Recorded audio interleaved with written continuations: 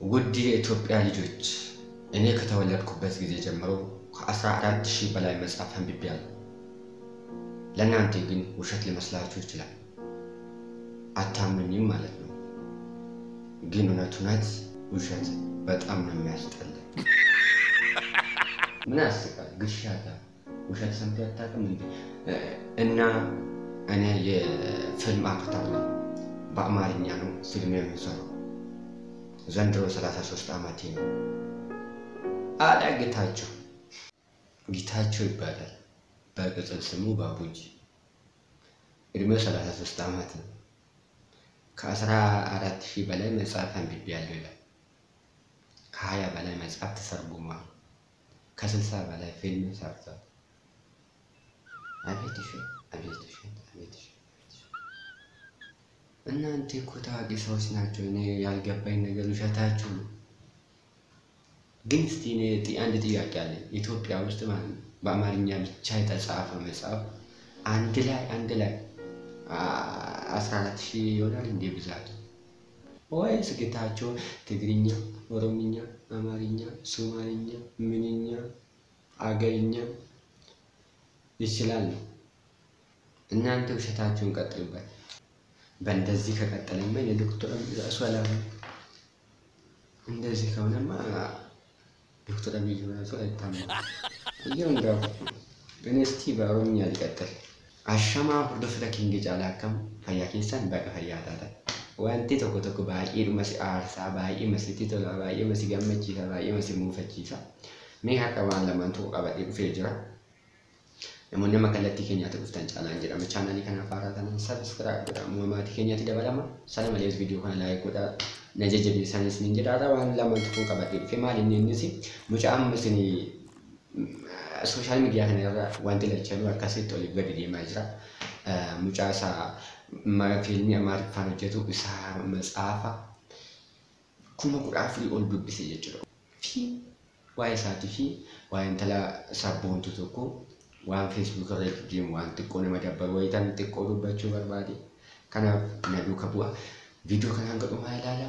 Na gargaara ilaalatu hanga dhumaa isiniin jedha. Waan ta'e wayitiin hafa waan ta'eef isinitti toluu baatee hanga dhumaa viidiyoo kana ilaaluu qabdu. Mee intala sabboontuu sanarraa isin haa ka'u. Maqaan ishee Roomaan Alamaayyoo jedhamti. Suuraa ishee akkuma ilaaltan baay'ee suuraa namatti toltu qaba. Baay'ee ani akkuma suuraa sana arginu jechuudha. Facebook ishee dura waliin beeku. Facebook irratti waliin beeknu jechuudha. Baay'ee waan suuraa namatti tolu, baay'ee waan namatti toluti. Akkuma ishee suuraa ishee argitan daawwachuu godhadhe jechuudha. Baay'ee garuu dhiyeenya kana keessa kaleessa dheengadda waan akkasii kana jechuudha. Egaa kaleetti jalqabnatti fakkaata. Sooshaal miidiyaa Facebook kana irratti jechuudha. Meemeen ittiin hojjetama, ittiin qalladama, ittiin baqa muud irratti qabataa jiru. Maal akka ta'e beeku waan tokko na fakkaata akka ta'utti jechuudha.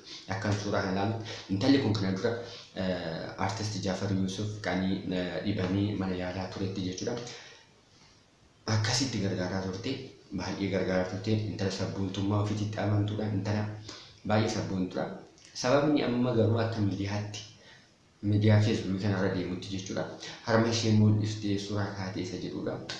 Qabsoon qeerrootu akka harma keessi kanatti hin jigne jedhanii kaan mootummaan duraanitti iyyuu akka harma keessi kanatti hin jigne jedhanii isheenis harma ishee akkasitti mul'istee ka'uun xiqqoon ulfaata ture waan sabbuu keenyarraa goruudha. Garuu jechuudha intalli kun kana dura waan hedduu gochaa turte. Intala sabboontuudha. Suuraa ishee baay'ee bareeda jechuudha. Baay'ee waan namatti toluudha. Suuraa ishee ilaaluu dandeessu jechuudha. Baay'ee suuraa bareeduudha. Baay'ee suuraa nama hawwatudha jechuudha. Garuu ijoolleen Oromoo kun kaleessuma intalli sun harma ishee mul'istee kaatee jechuudha. Facebook irratti qabxii miila takkaan dhaabaa jiru jechuudha. Intala hundaafuu wanta akkasii kan osoo nutti barachuu baate ijoollee keenya xiqqeessuun, ijoollee keenya gadi qabuun, ijoollee keenya salphisuun, ijoollee keenya tuffachuun kun osoo nutti barachuu baate. Baay'ee Facebook irratti osoo ilaaltanii jechuudha. Suuraan ishee oliif gadi deddeemaa jira. Suuraan ishee takkitti harma ishee mul'iste sun jechuudha. Harma ishee gimmaasha mul'iste ayiiti. Hundaafuu isheenis akkas gochuun irraan ture. Garuu akkasitti immoo